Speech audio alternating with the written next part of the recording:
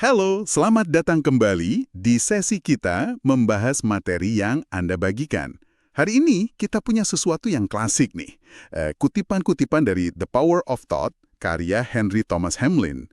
Jadi, misi kita sekarang adalah membongkar ide utama Hamlin nih. Gimana caranya pikiran kita, yang rasanya cuma ada di kepala kita aja gitu, ternyata bisa membentuk kenyataan di luar.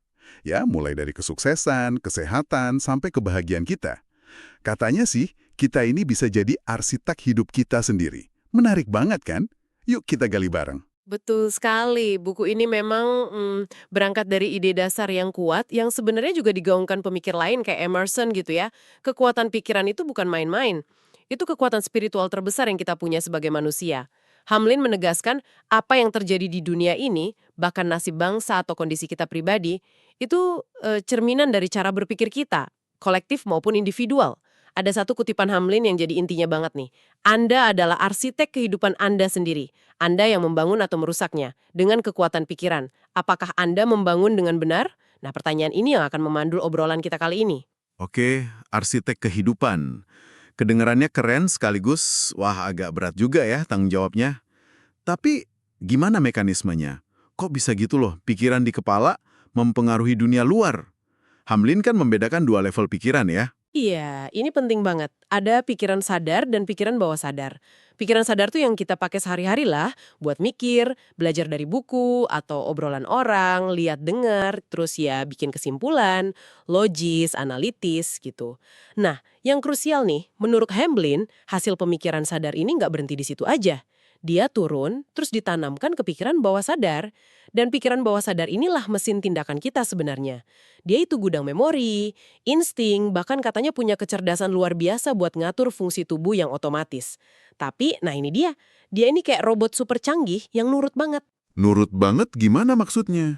Dia nggak mikir sendiri, dia cuma menjalankan perintah atau sugesti yang datang dari pikiran sadar kita. Dia ngikutin secara, ya bisa dibilang buta dan setia gitu. Apa aja yang ditanamkan ke dia. Jadi apa yang kita pikirkan secara sadar itu jadi semacam program buat si pikiran bawah sadar yang kemudian menggerakkan tindakan kita. Berarti jenis programnya penting banget dong ya? Tepat. Makanya Hamlin langsung membagi pikiran jadi dua jenis utama. Konstruktif, yang positif, yang membangun, dan destruktif, yang negatif, yang merusak. Kalau kita kebanyakan ngasih makan pikiran bawah sadar dengan pikiran negatif, ya jangan heran. Kayak gimana tuh contohnya? Ya mikir merasa nggak mampu, takut gagal terus, curigaan sama orang. Nah kalau itu yang dominan, ya jangan kaget kalau tindakan kita juga jadi destruktif, atau malah narik kegagalan. Itu hasil yang logis aja gitu. Oke. Sebaliknya, kalau kita fokus ke pikiran positif sukses, bisa, niat baik tindakan kita juga cenderung mengarah ke sana. Ini mungkin menjelaskan kenapa kadang kita lihat orang yang kelihatannya baik-baik aja gitu ya, tiba-tiba jatuh atau melakukan hal buruk. Mungkin karena di dalamnya pikirannya nggak sejalan. Persis. Hamlin bilang, gak mungkin orang konsisten mikir jahat, tapi kelakuannya selalu baik. Nggak bisa. Pikiran negatif yang dipendem itu kayak bom waktu gitu. Suatu saat akan meledak jadi tindakan nyata yang mirip plek sama pikirannya.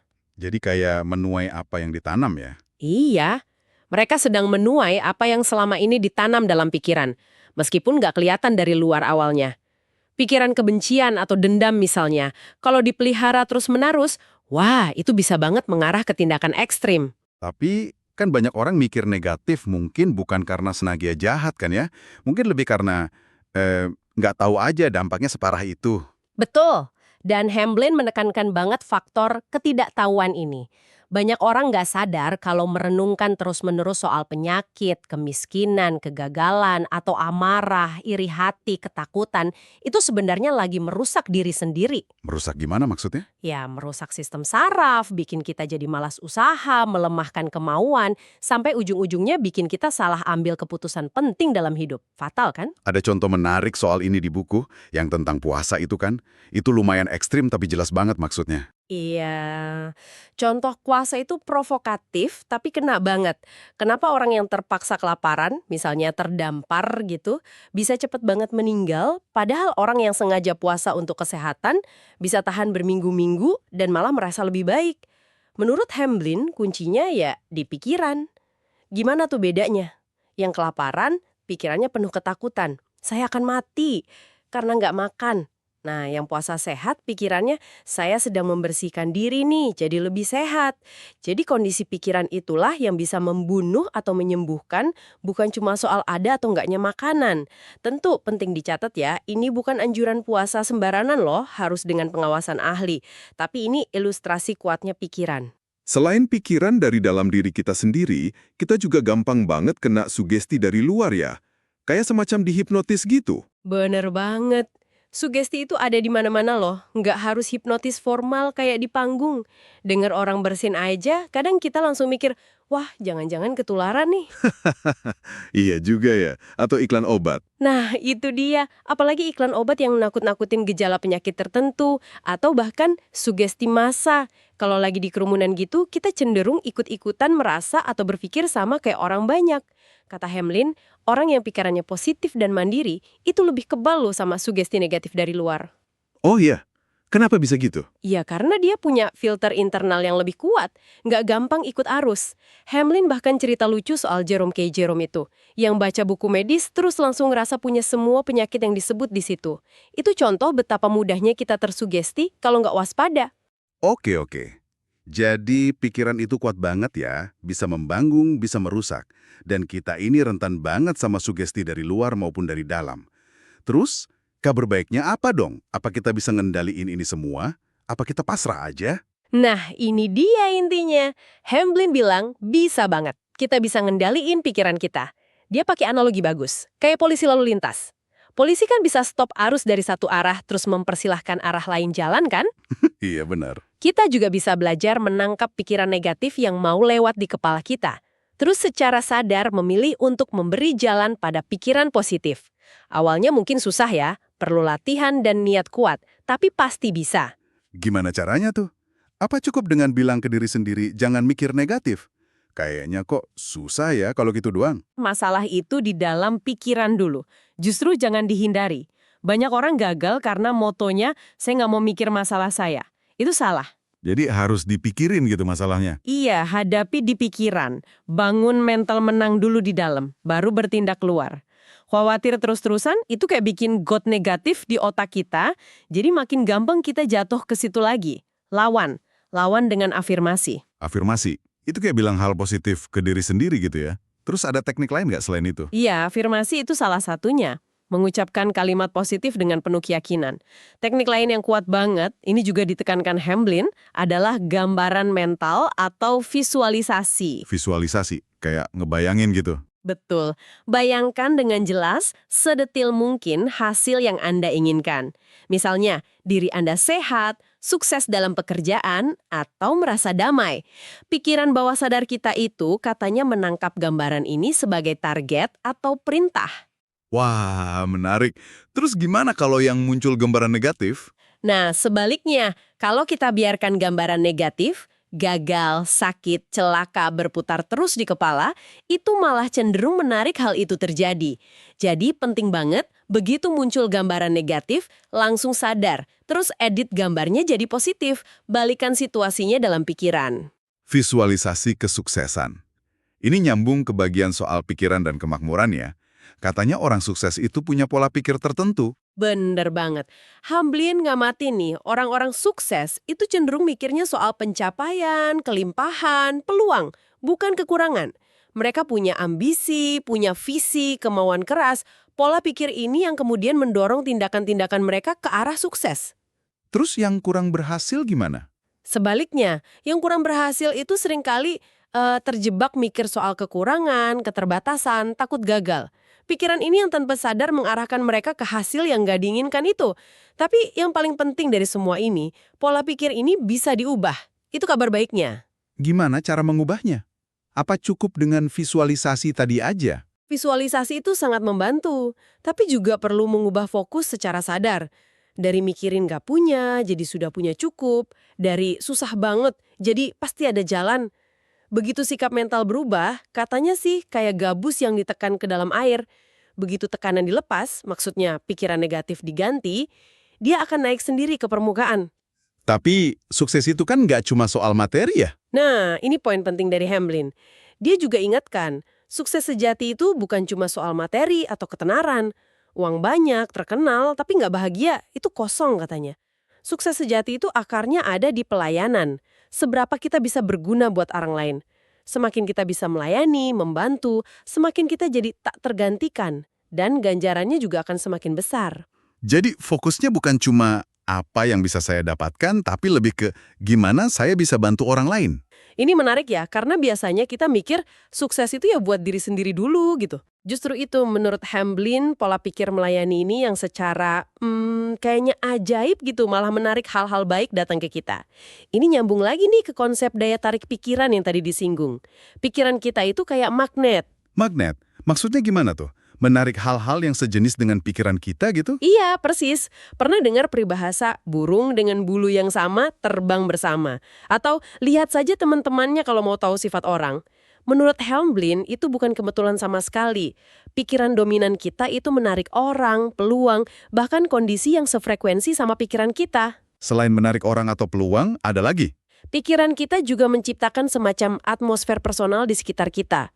Nah, atmosfer ini bisa menarik orang datang mendekat atau malah bikin orang nggak nyaman dan menjauh. Bisa kasih contoh soal atmosfer personal ini? Bisa, bayangkan aja ada 2 orang, bisnisnya sama persis. Peluangnya sama. Yang satu pikirannya tulus, mau bantu pelanggan. Ramah, karena ya pikirannya baik gitu kan. Jadi atmosfer di sekitarnya tuh enak, nyaman, menarik. Orang yang jadi senang datang. Yang satu lagi, pikirannya curigaan, hitung-hitungan terus, negatif lah pokoknya. Atmosfernya jadi nggak enak, kayak bikin orang nggak betah, menolak gitu. Kira-kira mana yang bakal lebih sukses? Ya yang pertama tadi dong ya, yang atmosfernya enak. Nah, itu dia. Kuncinya di niat baik yang tulus, yang asalnya dari pikiran positif kita, bukan basa-basi doang. Wah, ini dampaknya luas banget ya ternyata. Sampai ke kesehatan juga katanya dipengaruhi pikiran. Bahkan lebih dari faktor makanan atau keturunan. Beneran nih? Itu klaim kuat dari Hamblin. Dia percaya banget kalau pikiran, termasuk emosi ya yang ditimbulkan oleh pikiran kita, adalah faktor terbesar yang mempengaruhi kesehatan fisik kita. Dia bahkan identifikasi 3 racun emosi utama yang paling merusak. Apa aja tuh 3 racun emosi itu? Pertama, sensualitas yang berlebihan, maksudnya pikiran nafsu yang nggak terkendali gitu. Kedua, kebencian atau dendam. Dan ketiga, kecemasan atau khawatir yang kronis. 3 hal ini katanya bisa merusak fisik kita secara langsung. Waduh. Terus penawarnya apa dong? Ya lawannya, untuk sensualitas, lawannya adalah pikiran kemurnian, purity. Untuk benci dan dendam, lawannya adalah niat baik, goodwill. Termasuk di dalamnya memaafkan, mencoba melihat dari sudut pandang orang lain. Untuk cemas dan khawatir, lawannya ya ketenangan, rest, kedamaian batin. Mengolah pikiran secara sadar ke arah penawar ini dianggap sebagai penyembuh dan pencegah penyakit. Menarik nih soal mengatasi pikiran sensual. Katanya bukan ditekan ya? Betul, bukan ditekan. Karena menekan itu malah bisa bikin tambah parah. Tapi diangkat ke level yang lebih tinggi. Jadi alihkan pikiran ke hal-hal yang lebih luhur, misalnya merenungkan keindahan alam semesta, rencana Tuhan, atau tindakan kepahlawanan. Energinya itu ditransmutasikan, diubah jadi kekuatan positif yang bikin kita lebih sehat dan kuat. Oke, masuk akal. Sama juga berarti dengan benci dan cemas ya, dilawan dengan niat baik dan ketenangan. Kedengarannya sih iya ya, kalau hati kita tenang dan damai, badan juga rasanya lebih enak. Ini nyambung sama mengatasi ketakutan juga nggak sih? Kan takut itu sumber cemas juga. Nyambung banget. Ketakutan itu kan inti dari kecemasan.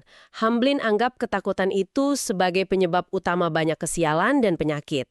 Sebaliknya, ketiadaan rasa takut itu malah bisa memberi perlindungan. Dia kasih contoh-contoh yang lumayan ekstrim ya. Kayak Daniel di Goa Singa, atau misionaris di hadapan kanibal, atau orang yang kebal penyakit pas wabah karena memang nggak merasa takut sama sekali. Intinya, pikiran takut itu yang bikin kita rentan, bukan kuman atau bahayanya semata. Lalu cara ngatasin takutnya gimana? Apa cukup bilang jangan takut ke diri sendiri? Kayaknya mempan deh. Caranya mirip kayak nenangin anak kecil yang takut gelap. Kita yakinkan diri kita sendiri, pikiran sadar, ngasih sugesti positif ke bawah sadar dengan kebenaran. Misalnya pakai afirmasi kayak, di alam semesta ciptaan Tuhan ini nggak ada yang perlu ditakuti sebetulnya, atau ada kekuatan ilahi yang selalu melindungi dan membimbing saya.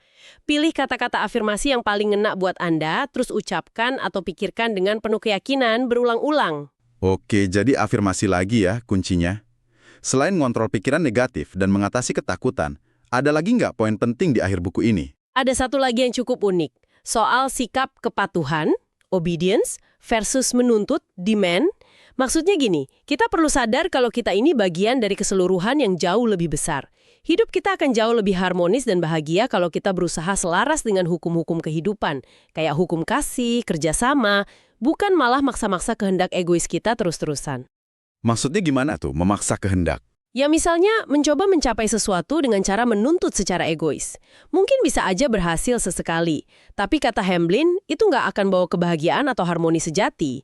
Atau lebih parah lagi, memakai kekuatan mental untuk memaksa orang lain ikutin kemauan kita. Kayak sales yang maksa pembeli gitu.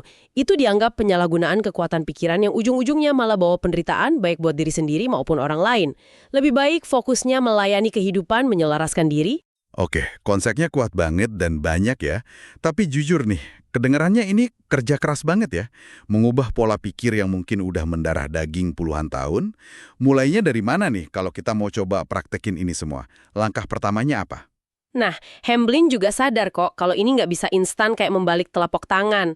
Nggak bisa langsung jadi ahli ngontrol pikiran. Harus mulai dari hal-hal kecil dulu.